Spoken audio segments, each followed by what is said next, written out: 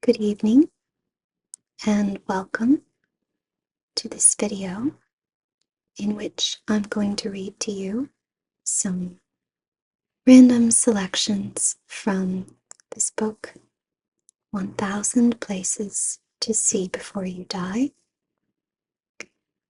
by Patricia Schultz.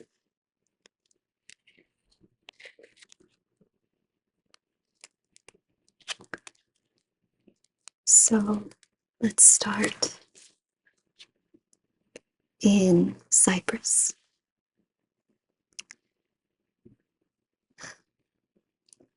Cyprus's painted churches in Troodos Mountains, Cyprus.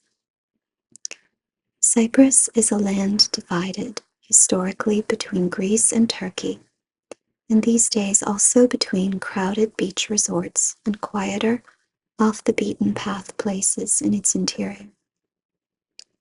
Get away to the pine-scented Troodos mountain range, stretching across the Greek-controlled southwest corner of the island, and largely preserved as a national park.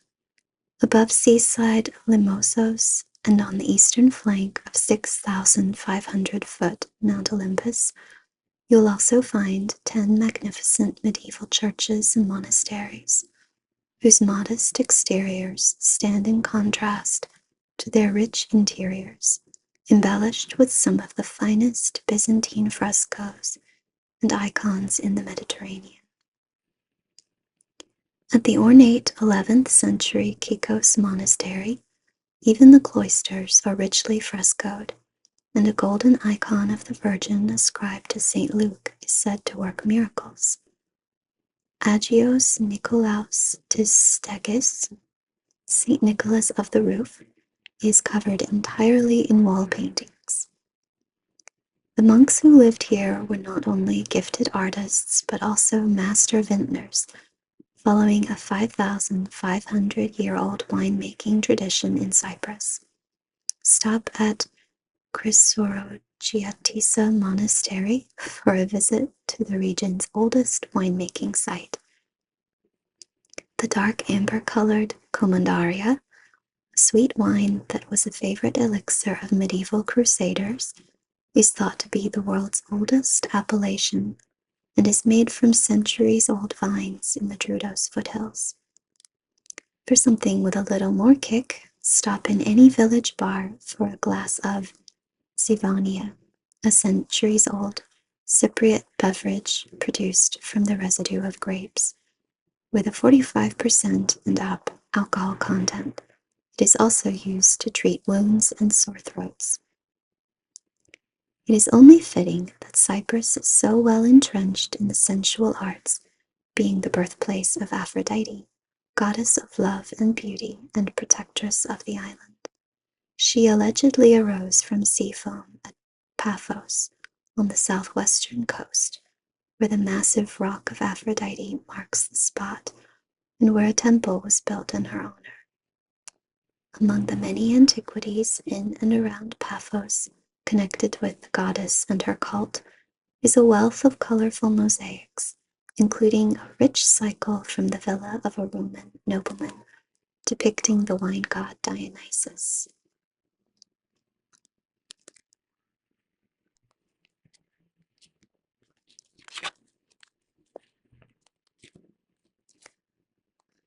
Next, let's visit the Lofoten Islands in Norway.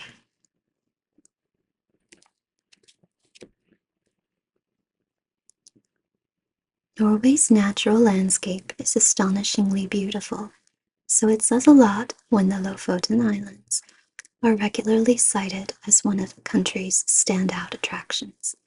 Explore the Lofotens and you're reminded of nature's power and splendor at every turn. Jagged, snow-capped peaks and a sea that may be the stormiest in Europe during the winter, but in summer months is bathed in a mystical Arctic light. Although the 118-mile-long archipelago, with 6 principal islands, lies 122 miles north of the Arctic Circle, the climate is surprisingly mild. The islands are dotted by small fishing communities, and ringed by towering peaks that date back several billion years. The traditional roorbus, fishing cottages, were built on docks extending over the water. Today they are popular as rentals and inns for their cozy, traditional simplicity. Ferries arrive here from mainland Bodo, where Edgar Allan Poe spent a number of years writing A Descent into the Maelstrom. The word maelstrom is derived from the Dutch, meaning grinding stream. His inspiration was the 2-mile-long Saltstraumen eddy, a furious natural whirlpool that creates a goosebump-inducing howl and is worth a visit before embarking on the boat to the islands. Svolvær, population 4,000, is the island's capital and has a thriving summer art colony. The inviting Anker Brygge Inn is on a tiny island in the small harbor overlooking red-painted cottages and the craggy Lofoten Mountains. Svinoya, just across the bridge, was Svolvær's first settlement. There you will find accommodation at Svinoya Roorbur, a collection of comfortable 19th century fishermen's cabins, as well as one of the area's most distinctive restaurants, the Borsens Pizzeria, housed in an atmospheric warehouse dating back to 1828. Diners can enjoy the simple but superb Arctic cod. Cod tongues are a specialty, and other fresh seafood that is always on the menu.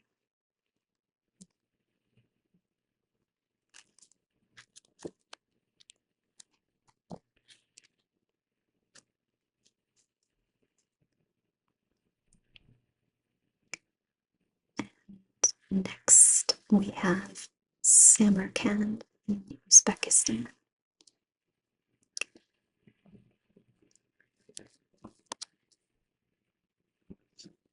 Like Athens or Jerusalem, the name Samarkand evokes images of medieval armies, ancient architectural wonders, and bygone splendor.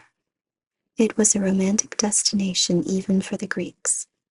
Everything I have heard about Samarkand is true, except that it is even more beautiful than I ever imagined, effused Alexander the Great in 329 BC. The city was once an important desert stop on the ancient Silk Road, despite the periodic attacks by foreign invaders. Unsurprisingly, Genghis Khan topped them all by reducing the city to rubble in 1220. Tamerlane the Great, Timur Lenk, born not far from here in 1330, bucked the trend of destruction by restoring the city and made it the capital of his vast empire. Tamerlane's greatest architectural legacy is the mausoleum of the Timurid dynasty, the colossal Gur-e Amir. The dead have it good in Samarkand. Besides Tamerlane's magnificent mausoleum, the city is also home to the Shah-e-Zinda, a huge necropolis containing dozens of others, each one seemingly more detailed and intricate than the last. The cemetery overlooks the tomb of Qusam ibn Abbas, a cousin of Muhammad, who is said to have brought Islam to the region in the 7th century. Nearby stands the Bibi Khanum Mosque, distinguished by a massive dome. It is dedicated to the memory of Tamerlane's favorite wife. Samarkand's pièce de résistance, however, is the Registan, a glorious ensemble of 3 madrasas, Islamic colleges, that flank a vast sun-drenched square.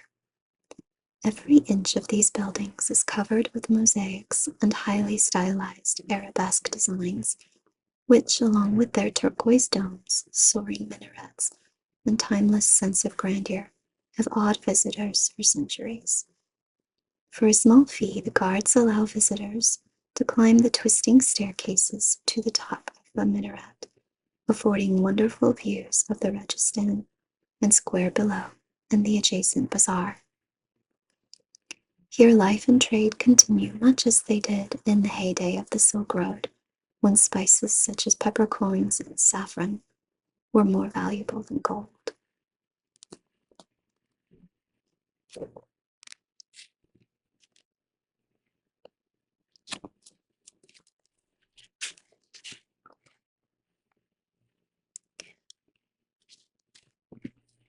Okay, next let's travel to New Zealand.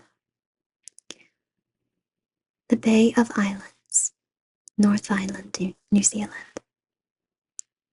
The nation of New Zealand was born along a knotty section of coast in the far north of the North Island, where more than 150 tiny islands, known as the Bay Islands, hopscotch across the deep blue waters, their tall Norfolk pines growing side by side with subtropical banana plants and fan palms. It was here in the town of Waitangi in 1840 that British officers and Maori chiefs entered into a treaty that granted Queen Victoria sovereignty over New Zealand and made the Maori her subjects. The Bay of Islands is renowned as a recreational playground, particularly for its big game fishing. The majority of fishing and kayaking trips, as well as those that take you to see the dolphins and even swim with them, begin in the beachside town of Paihia. You can experience the region the way Captain James Cook did. He anchored here in 1769, with the wind in your hair and the flapping of sails overhead as you slip past hundreds of hidden coves and secret beaches aboard the schooner R. Tucker Thompson, anchoring for a swim and a barbecue lunch. Watch for mink and bride's whales from August to January. The charming historic town of Russell is also a departure point for bay excursions. Formerly a rowdy whaling port and New Zealand's first capital, its picturesque waterfront is lined with quaint colonial buildings, including the well-sited old Duke of Marlborough Hotel. A good place to stay the night, enjoy a great meal, or simply stop for a drink with local yachtsmen on the popular veranda. For even more historic charm, head up to Arcadia Lodge, a hillside B&B with half a dozen rooms and an open deck with 180-degree water views where an elaborate breakfast is served. Or make a 90-minute coastal drive and check into one of the elegant suites dotted along the stunning championship golf course at the luxury lodge at Kauri Cliffs in Matauri Bay. It is set on 6,500 coastal acres of a working farm with over 4,000 sheep and cattle, and has 3 private beaches and an inviting spa.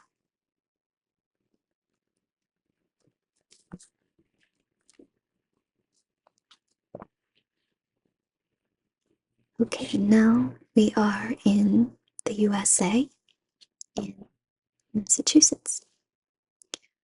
Brimfield and Sturbridge, Massachusetts, USA. The country's largest and best-known antiques and collectibles market teems with more than 6,000 dealers and some 1 million visitors who come from all over the country and beyond. Materializing in central Massachusetts 3 times a year, the Brimfield Outdoor Antiques Show occupies a 1-mile stretch of former farmland along Route 20, blanketing the fields in tents and makeshift display areas. The air may be jovial, but the dealers aren't fooling around, and neither are the legions of buyers who arrive as early as 4:30 a.m. on opening day, Tuesday, loaded for bear. Each field keeps its own schedule. Many are open between dawn and dusk throughout the show's 6 days. By the weekend, the prime merchandise has been snapped up, but latecomers to the Brimfield fleas can sometimes take advantage of slashed prices on items sellers don't want to haul home. Wear your most comfortable shoes and be warned that it frequently rains during the May show. It's just 6 miles from the hubbub to another remarkable collection of antiques, Old Sturbridge Village, the largest living history museum in the Northeast. This recreation of a rural 1830s New England community is thoughtfully arranged across 200 acres. Its 40 period buildings were transported from all over the region beginning in the mid 1940s. There are authentically furnished homes, a working farm, a small school, and water powered mills, as well as a stagecoach to ride and costumed residents demonstrating their trades and crafts when celebrating holidays and the seasons in traditional ways.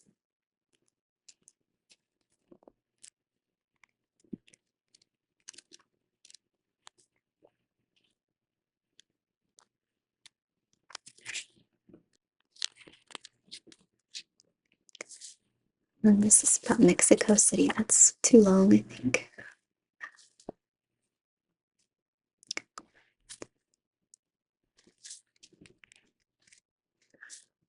Okay, next, Morelia and Pátzcuaro in Michoacan, Mexico. Apologies, I'll probably say all the words wrong. I don't know Spanish, so sorry about that. Michoacan, one of Mexico's most culture-rich states, is the land of the Tarascans, a native people known for their melodic Purépecha language and for their brilliantly colored handicrafts and folk art. Much of the latter is showcased at the Casa de Artesanías de Michoacán, a museum and store housed in a former convent in the stately capital of Morelia. Here you'll also find rose-colored stone colonial buildings and a glorious twin-towered cathedral dating to 1640, the second largest in the Americas. On Morelia's main square, Hotel Los Juaninos, a palatial 17th century bishop's residence, epitomizes the city's old world charm. Rooms are clustered around a courtyard and feature wood beam ceilings and elaborately carved doors. The rooftop bar restaurant enjoys wonderful views of the cathedral, which is dramatically lit at night. In the leafy hills south of the city, guests at the antiques-filled Via Montana enjoy an enchanting maze of gardens and cobbled walkways with sweeping city views. There's also a spa and pool to enjoy after a day of sightseeing. Time a trip mid-November through March to witness some of the tens of millions of orange and black monarch butterflies that make the 2,000-mile migration from the eastern United States and Canada to Mexico's Central Highlands. At El Rosario Butterfly Sanctuary, 2 hours from Morelia, butterflies are so numerous you can hear their wings beating. The weight of so many tiny bodies clustered in dense layers sometimes breaks limbs from the trees. When they fly, the sky appears flecked with golden confetti. Michoacan's second city is the picturesque colonial town of Pátzcuaro, near a lake of the same name, and about 30 miles from Morelia. Friday is market day, when native women in bright traditional dress stream in from the neighboring villages that specialize in various crafts. Hand-hammered copperware from Santa Clara del Cobre, guitars from Paracho, exquisite lacquerware from Uruapan. Pátzcuaro itself is famous for high-quality serapes and other hand-woven textiles.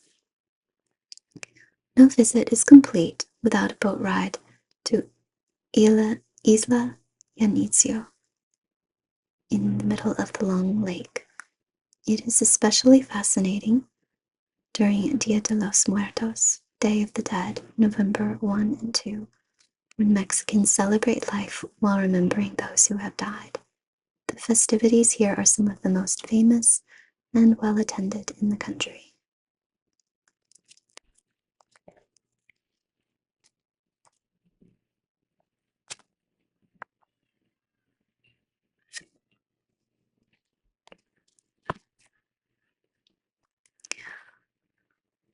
Okay, and And now we will go sailing in the Grenadines. St. Vincent and the Grenadines, Lesser Antilles. Revered by yachtsmen and wannabes, the 32 islands and hundreds of dot-like cays that form the Grenadines archipelago enjoy near-constant breezes and a reputation as one of the world's best sailing grounds.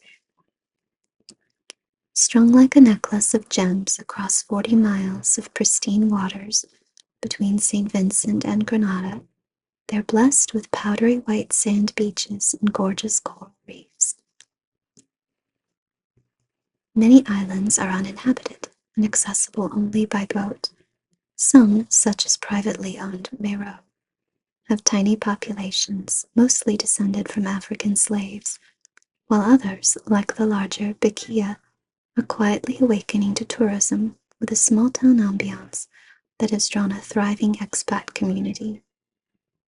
Daily schooners, ferries, and passenger-carrying mailboats sail from St. Vincent, locally known as the mainland, serving the half-dozen populated Grenadines. But the ideal way to go for those in search of a different picnic-perfect, beach-ringed island every day, and who know their Maine from their Genoa, is to charter a self-skippered bareboat through the moorings in Canoa. The non-sailing set can book a cabin aboard a luxury catamaran, or round up a group of friends and charter the whole yacht with their own private captain and chef.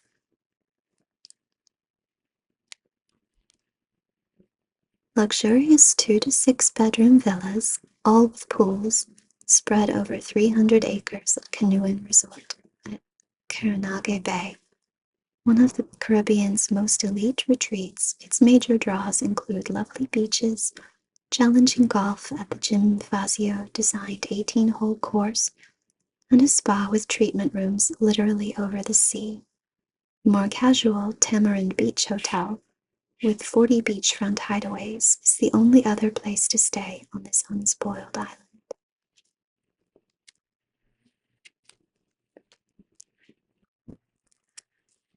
Sailors head for the Tobago Cays, 5 uninhabited islands that form the heart of the Tobago Cays Marine Park, which offers superb snorkeling and diving and excellent anchorage. If you saw Pirates of the Caribbean and wondered where Johnny Depp was marooned on an island too beautiful to be true, this is it.